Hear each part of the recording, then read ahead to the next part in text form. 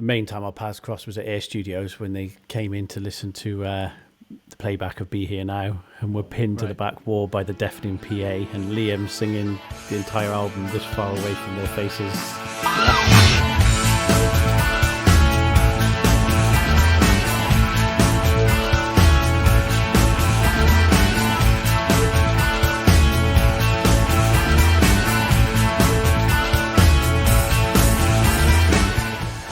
Welcome back to episode 2 of the Session Recall podcast.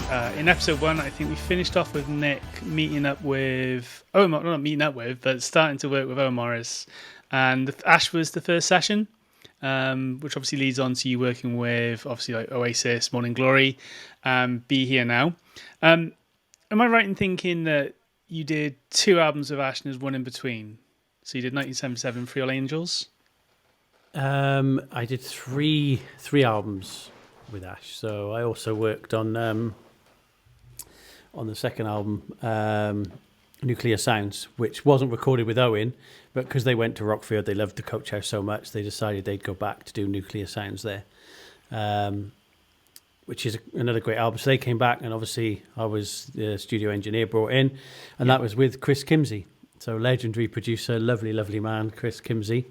I think there's some great tracks on that album. Obviously, a completely different process to working with someone like Owen, and it wasn't the kind of mental, and the boys still had a good time. We all still had a good time, but the process wasn't quite as mental as that 1977 session, which was, as I said before, absolutely crazy. We're doing the sick party and everything that was involved in that—the mushrooms, the acid, the mushroom teas. You know, the kind of oh God.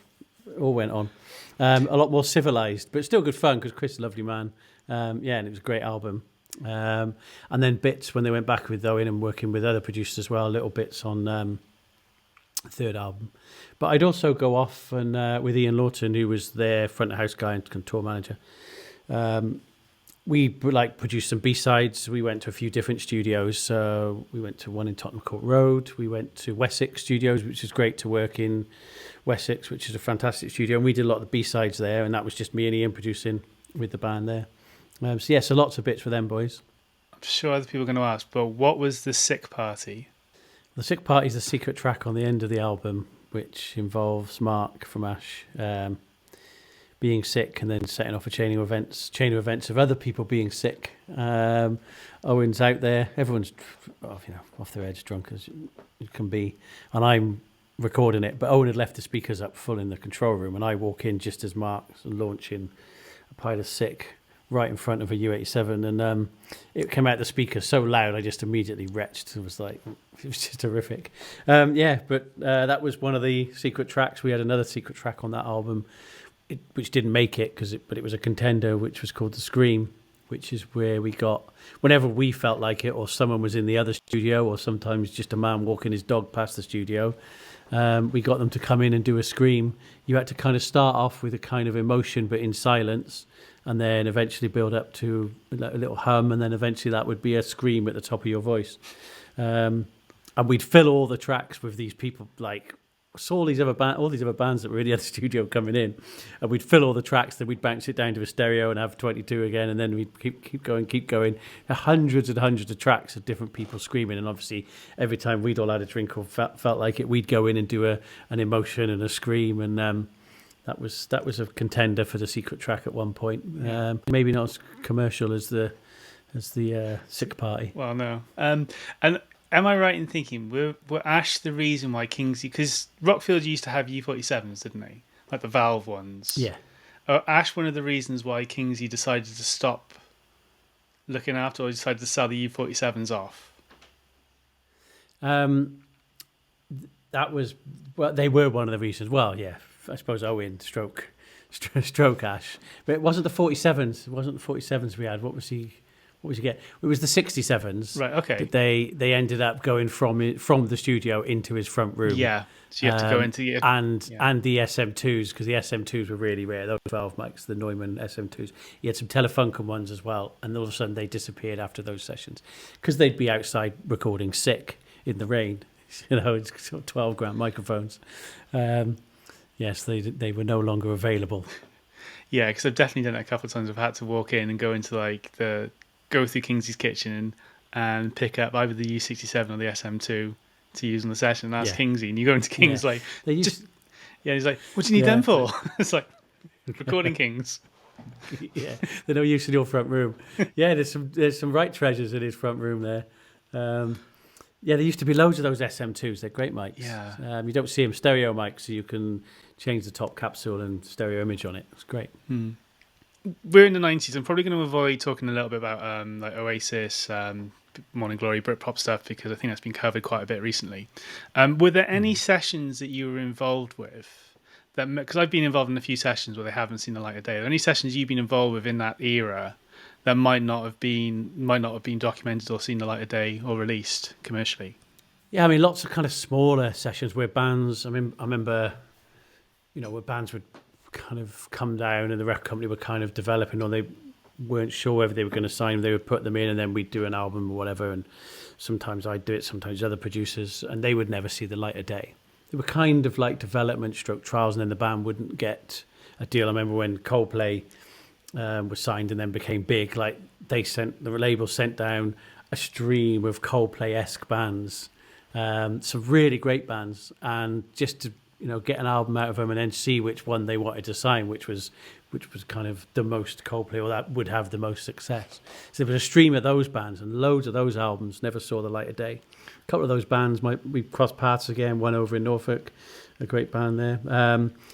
But yeah, in that period, 90s, kind of, yeah, lots of smaller bands, but like the big sessions, yeah, there was things like the Robbie Williams session, which was a mental session. Never saw the light of day. So where was the pretty most of it pretty unusable, but some good fun had by all. It was his who was doing experimental period. Who was doing the Robbie Williams session? Was that in Rockfield? Well, actually, another studio that Kingsley owned just down the road. It's kind of like a rehearsal demo studio. So yeah, that was fun time. So it was that kind of whole. I went to Glastonbury with him and Liam when Robbie had his dyed blonde hair. Yeah, and we worked on. Owen was mainly writing. Worked on quite a lot of songs, and then recording them, demoing them. A lot of time in the pub. A lot of time spent lying under the desk off on a completely different planet. But yeah, he was good fun. Actually, but he was pretty full on at that point. And then teaming up with someone like Owen, it just got taken a little bit too far into another level.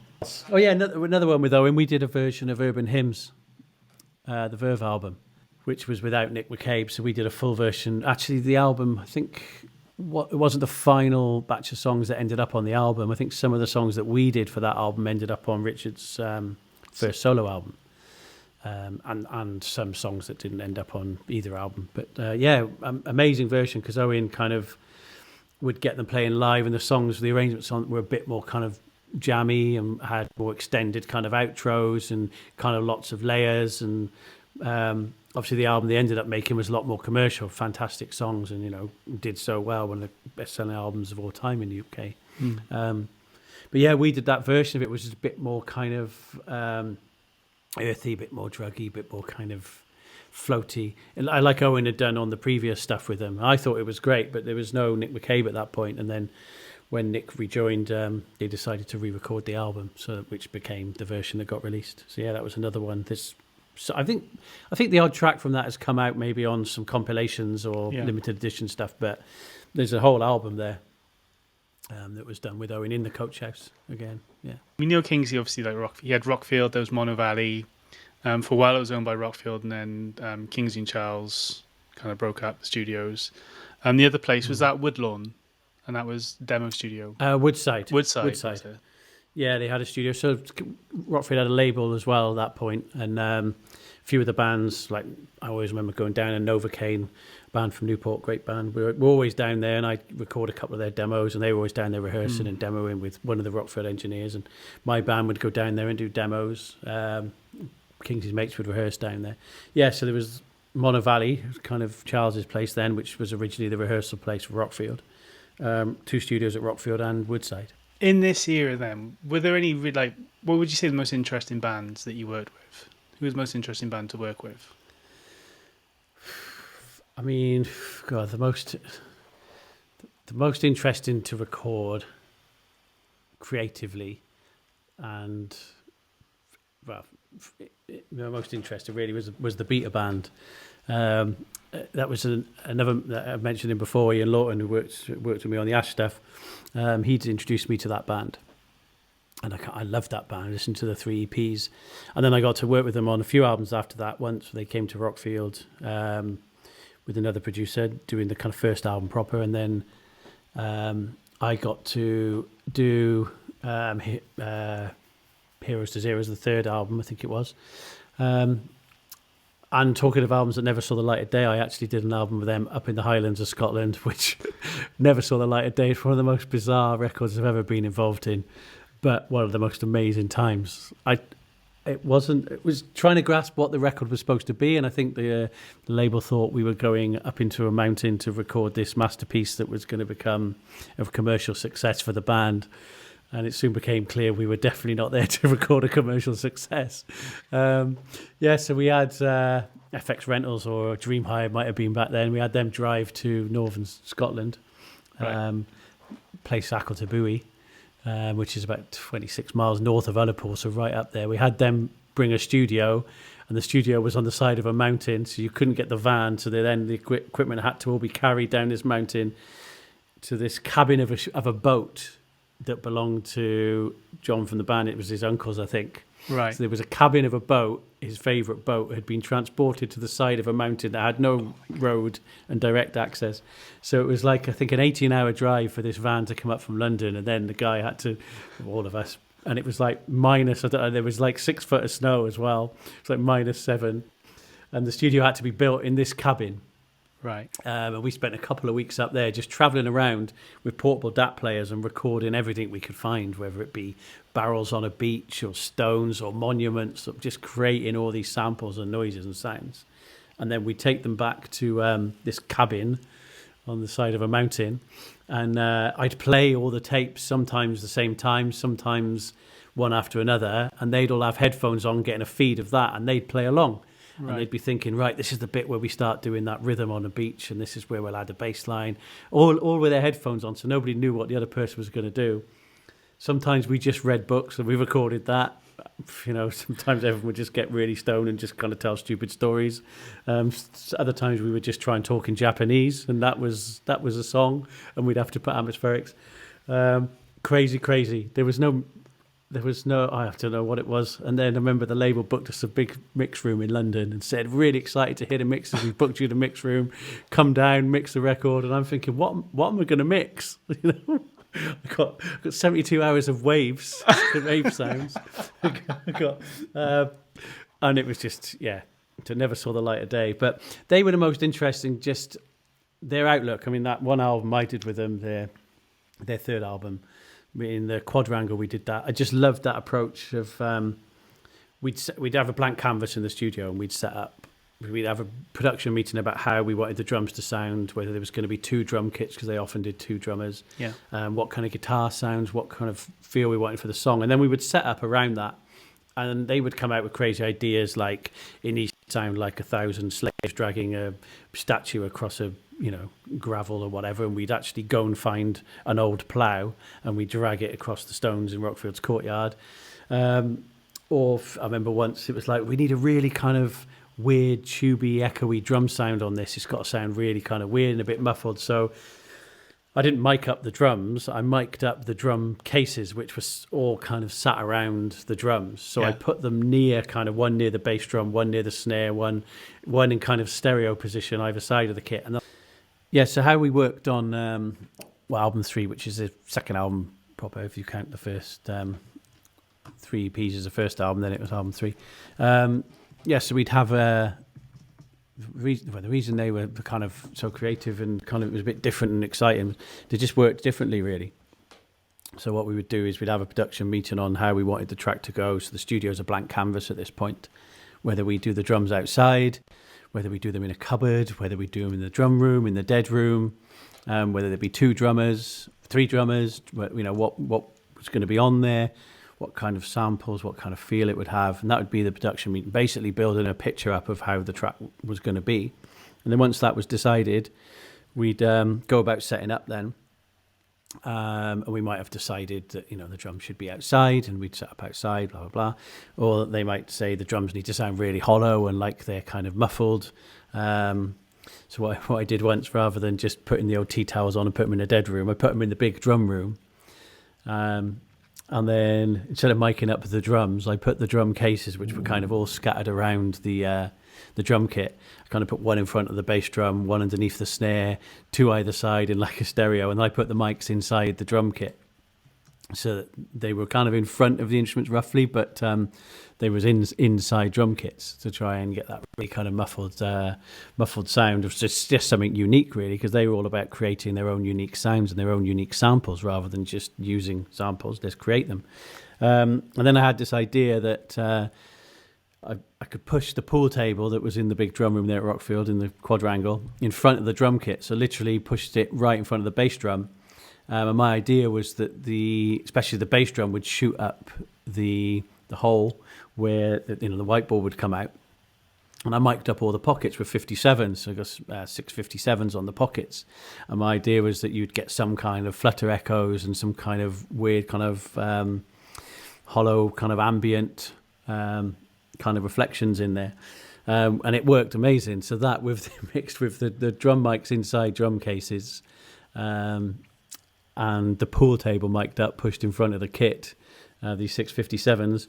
And then I had a stereo ambience in the room as well, 87s, just to capture that room of his actual kit. And that was I can't remember which song it was on the Heroes to Zeros, but that was the drum sound for that song. So it was about creating these unique sounds. So it was like really taxing, because it was like, we couldn't just pull sounds off the internet or from sound libraries or anything. It was, how can we create this? The sound of dragging something, a big rock across the stones, getting a plough and recording that, and recording it like 80 times or whatever, so we could really build it up so it sounded like 1,000 slaves. It was so yeah, really interesting, and as an engineer, like demanding, but really interesting to do. And so we would do get the backing track done then, and all the guitars and the bass and the kind of guide vocal and everything. The backing track would be done. That would be day one. And then we'd go into day two, which would be overdubs.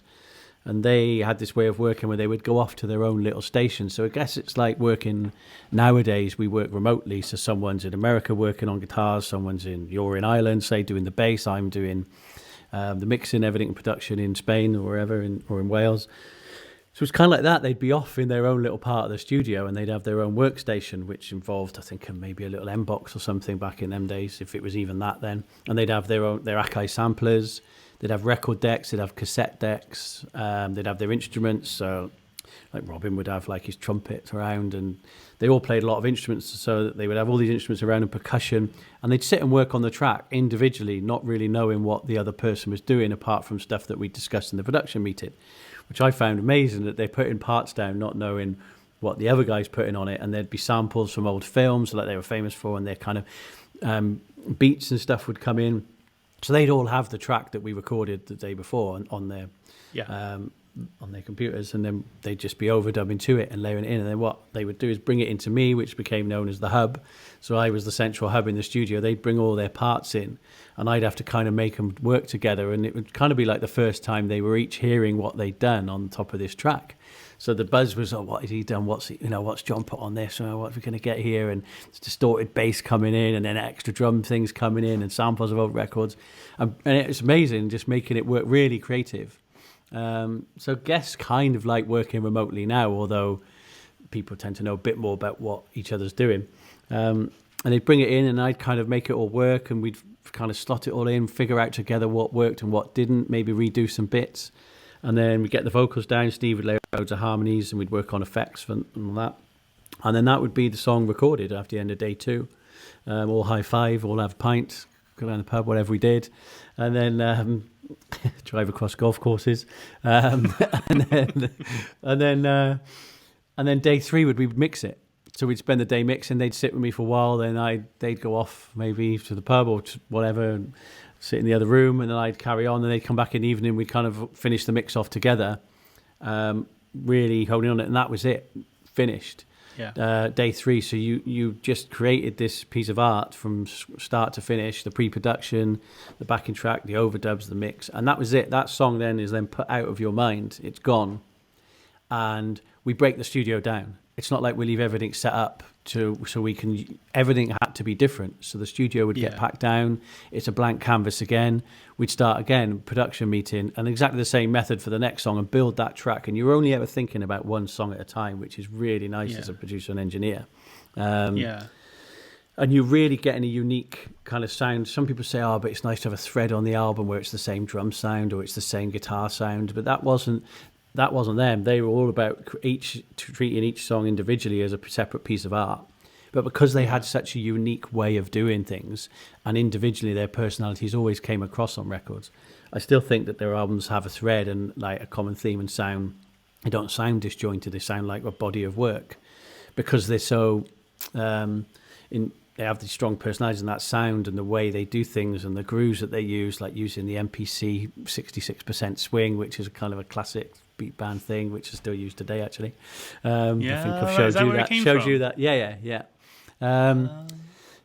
So they had that, and then they had that strong identity anyway. So then we do 2 songs, so 3 days the first song, 3 days the second song, Saturday night, everyone out the pub, levered, Sunday, hangover, chill out, day off. Monday morning, start again until we did the album. 3 days of track loop doing like that, and I loved working like that. Was that sticking to kind of like the 4 to 6 week rule? Yeah. So we're a week to do 2 songs. So we do 12, 14 songs or whatever on the album. So 6-7 weeks. Okay. And then obviously it would there might be a couple of days booked then to just do mix changes because obviously you didn't have studios at home, and then so you'd have to go into a studio and just do a couple of days of mix changes, and that was it. Really creative, really, really interesting band to work with. And was that all like laid down to tape, or was that like was this kind of at the start? That was the start of it. Yeah, that was the start of it. It was. I remember that with that one. It was back in the day where Pro Tools wasn't really integrated into the studio yet. I still think they might have been hiring machines in at that point.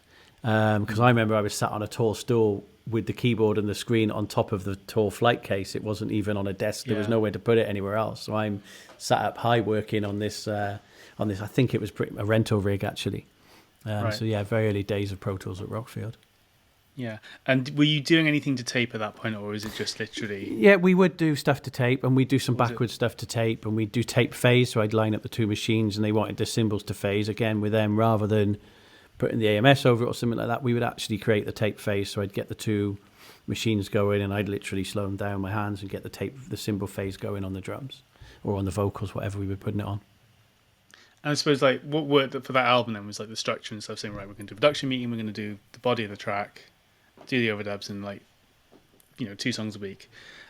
So if we just went back to the next album where we're in Scotland, was that structure there, or was it let's just record sounds? And there was no structure whatsoever. No structure whatsoever to that. That was just record sounds, an atmospheric album. I think maybe the label had been forcing them into trying to make guitar records on their second album and stuff and be more commercial. That wasn't what they were about. So maybe there was a slight protest in that. I don't know, or whether they wanted to make something completely anti that. It really didn't go down well with the label whatsoever. There's kind of artist power, and I don't think that at the time they thought they had power and could do what the hell they wanted to. I don't think that was it. I think it was just we've got this budget to make this album. Let's go and see what happens. Let's do something completely out there in typical beat band fashion. Let's do something mind blowing, and also a it's bonding thing. We're up in these mountains, staying in these cabins overlooking the Summer Isles, amazing on a beach. And like drinking in the local pubs, and it's right in the middle of nowhere, and it was loads of shit went on, loads of crazy antics went on, so we had a great time. So the camaraderie and the kind of bonding thing was good. I don't know, we had so many hours and hours and hours of footage and atmosphere and music, and pushing cars off cliffs and recording that, and just craziness to try and, would have taken weeks and weeks and weeks, and we would have lost our minds if we tried to put it into an album. How do you mic up a car being pushed off a cliff? Right, so what happens here is So the technical method of this is find a young Welsh person called Brino, get him to have 2 portable DAT players with belt clips either side on his belt, and 2 Sony stereo microphones into said DAT players. Drive along the Scottish countryside in the middle of nowhere until you find an old car on top of a cliff. Then make Brino climb down the cliff into the sea and stand on rocks at the bottom of the cliff. No health and safety here. We weren't working for the BBC. So we kind of got this track, right? And we'd been working on it, and it was where we were doing like pebbles and barrels on a beach, and it kind of builds up, and there was car windows going up and down for the rhythm. We'd recorded that going along and stuff like this, and this track had a big crescendo, and we were kind of like, like in Day of the Life when it builds and builds, and then 5 million pianos do a note at the end. Well, what happens if ours weren't 5 pianos? What happens if our crescendo finished with the crash of a car being pushed off a cliff and hitting rocks in the sea? Everyone was like, brilliant. And I was like, brilliant, until I realised, I'd have to record it. So, I find a way down. I'm literally, it's a wild, wild, wild ocean. There's like 30-foot waves crashing these rocks on this cliff face. And I found these, like, walked out a bit into the middle of the sea. I'm standing on these rocks. And I'm looking up, and they're all up there, thumbs up, like laughing their heads off, because they're like, he's actually down there doing this. And I'm thinking, one big wave and I'm gone. I'm swept off, And they're just shouting, don't go in, you'll lose all the great stuff we've recorded today. Don't go in, because the DATs will be ruined. So, don't worry about your life. Yeah, the DATs will be swept away. They'll end up in America at some point. But so I'm there, and they're pushing off, and I'm standing there just holding these 2 mics in the air like this and thinking, this is the worst idea we've ever had. And they're pushing it. At first, it just wouldn't budge. It had obviously been there a while. It was all rested, this car. First, it didn't budge. And then all of a sudden, it got a bit of give, a bit of momentum. And they're kind of like going with it. And at first, I thought they were going to go over the cliff with it, because it just flew. And then there's that silence of when the car's just in midair. And I'm thinking, like, is this just going to explode into a million pieces and hit me in the face? Because I'm not that far away from it. But it didn't. It just hit the rocks and just went into smithereens, and obviously met with loads of cheers and high fives from the top of the cliff. And that was that. I had to climb back up, got it, listened back to it, checked we had it. It was amazing, with the sound of the waves and the rocks and everything in the background, and then the whoosh as it came off, and then the big crash. So a good night was had that night. I think we paid 50 quid each for a shot of whiskey in the local pub just to celebrate. I know that obviously that the album wasn't, like when it comes to mixing it, you said that it wasn't well received by the label. Did that album ever come out? Did anything ever happen with those recordings? No, I imagine they've got themselves a library of samples and sounds that they've probably integrated into their music since, Yeah. But they weren't on the label after that. And, I didn't work with them again. So the label or the band. But no, we stayed friends, and we had a great time. We had some great times. Generally sounds like brilliant. Amazing guys, amazing band to work with. Happy memories, great memories. Yeah. But so that kind of leads on a little bit then, obviously, to working with Teenage Fanclub. Am I right in thinking you came in on Howdy? Yeah. 2000. Yeah. So they done obviously like Grand Prix songs from Northern Britain. Yeah. Loved that band. And was it at that point? I think they'd been produced previously, and they were. I think they're credited as producers in your engineering. Yes. Yeah. So they brought me in as an engineer. I'd met them already. I knew them. They were a Croatian band. So our paths had crossed. The main time our paths crossed was at Air Studios when they came in to listen to the playback of Be Here Now, and were pinned to the back wall by the deafening PA, and Liam singing the entire album this far away from their faces. Absolutely trolleyed. I can't remember who was there. Me, Liam, maybe Brian Cannon, I think, I'm not sure. And Teenage Fanclub just sat at the back of the room, Liam screaming at them, you're the best, you're the second best band in the world, you guys, and all that. So I'd met them, so I knew them, and then they'd wanted to go to Rockfield, and then they obviously knew about me working with Creation, and met them up there, and was brought in to do the album, and I loved that band, and start of a very, very long friendship, and another amazing band to work with. Talented guys, lovely guys, great. Loved the way they work, their creativeness, their harmonies, the sounds they get. Raymond's a fantastic producer, engineer as well. Yeah, we buzzed, and we got to go to some amazing studios. We got to obviously used Rockfield for stuff, but we went around London. We went up to studios in Glasgow with them. Recorded in Raymond's house. We went to Dave Gilmour's barge on the Thames. Did some stuff there. Yeah, and it was great. And obviously, that was the last record on Creation, although they'd gone to Sony at that point. But Alan McGee used to come in, so I knew Alan, and he'd come in, and was like, he loves that band. Obviously, because he signed them, but yeah, one of his favourite bands. Brilliant times with them guys. Met loads of amazing people, made some great records. But Howdy was the first one, which was really well received as well. Yeah. So this is obviously I think it's about 2000, isn't it? Yeah. At this point, I think Darkness, a little bit way off, but then you do the second album with the Darkness and Rockfield as well. Yeah, that was a few years later, a few years after that. So there's a couple more Teenage Fanclub bits in there, but that was kind of for music, that period, that transition, that 2001, when the industry really, really changed because of the onset of digital and downloads and Pro Tools coming into every studio. The industry changed. Studios like Rockford really suffered. Massive dip in business. People looking to do other things, other forms of income, revenue streams. Obviously, I think we touched on it before. We went from having a producer, an engineer, programmer, and an assistant to one guy expected to do all those jobs all of a sudden, with an assistant maybe if you were lucky. On the same budget as you were getting before. So now you were doing 4 people's jobs for the same money as when you was just doing one job. So the industry really changed around that period. Lots of those 6-week sessions just stopped. Bands would come in. They'd just maybe come in, just do the drums or the backing tracks. They'd be in just for a few days. All of a sudden, those long sessions where you could guarantee a nice long income, you knew you were working on this album for 6, 8, 10, 12 weeks. They were kind of not happening really. That was for a period of 5 years until I got the call from Roy Thomas Baker and Dan, actually, from the Darkness, to would I like to be the engineer on their second album. Obviously, they'd gone massive, and at the time, biggest rock band in the world, and massive singles.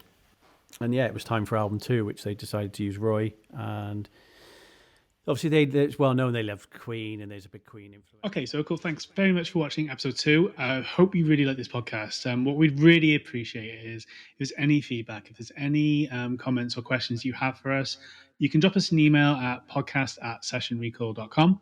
Or leave us a comment on the YouTube channel if you're watching us there.